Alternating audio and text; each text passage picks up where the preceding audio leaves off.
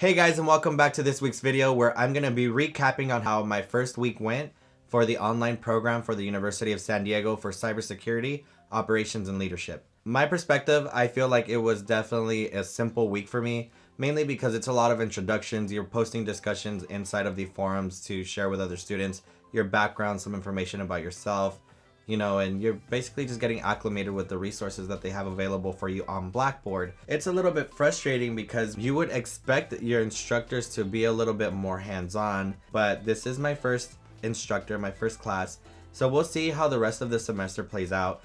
Now, last week for homework, all I had to do, it was pretty much a light week. I got everything done within 2 days, but like I said, it is an introductory week.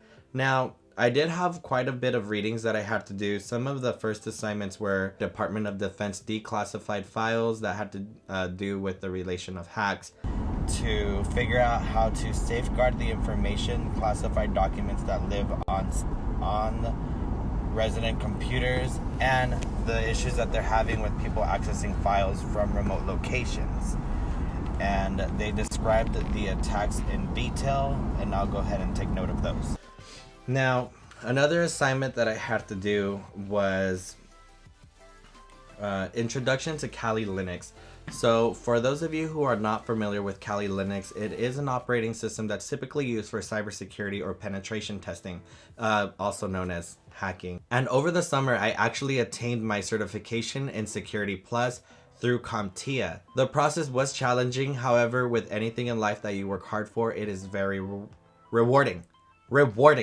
Why is it so hard for me to say rewarding? All right.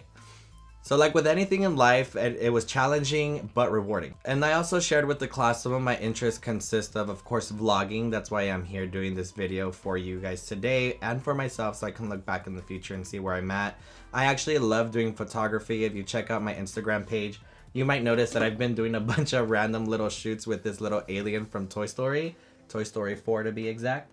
Now, it is a Funko Pop, and I'll link it down below if you're interested in purchasing one for yourself. Again, they're not affiliate codes, so they're just me sharing the resources of the things that I own. In addition to that, I am also into fitness and cybersecurity. Of course, that's what this whole channel is based on.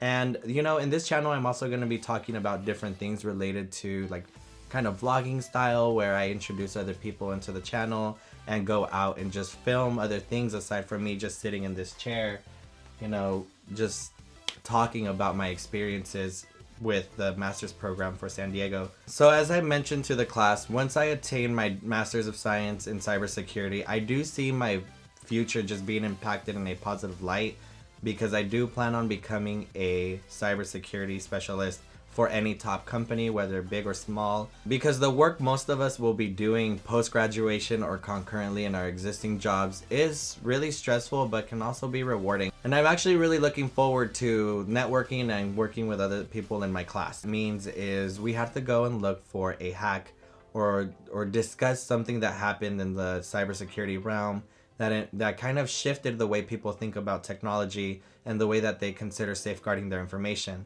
The one topic that I decided to share was the WannCry virus. The WannCry virus, I'll link down some more information below, but it is essentially ransomware. Ransomware is when your computer is completely hijacked. You do not have access to anything onto it unless you pay a ransom. Now, the ransoms are typically paid via Bitcoin, so you don't know who you're paying, and it's not always guaranteed that you're gonna get full access and de-encrypt all of that information so you can access your hard drive again. The reason why I chose the WannCry virus was because it really shifted the way that the medical industry safeguards their information. I actually chose to talk about how ransomware affected the medical industry and the way they shifted how they think about safeguarding their information for patients. This is exactly what happened at Hollywood Presbyterian Hospital in Los Angeles. According to officials, about a month ago, their computerized medical records were locked up by one of these malicious programs, and a hacker demanded $17,000 in ransom to unlock them. During this time, medical staff were forced to use paper and pen for their record keeping, but they say no patient files were compromised. The hospital decided to pay the ransom, their computers were unlocked, and the FBI is now investigating. It's not a good thing when proprietary information is leaked and could be sold on the dark web to hurt somebody. I'm glad, but it kind of sucks that it happened, that the WannCry virus is what it had to take in order for people to wake up and realize that technology is growing, and the more technology grows, the more that you put yourself at risk.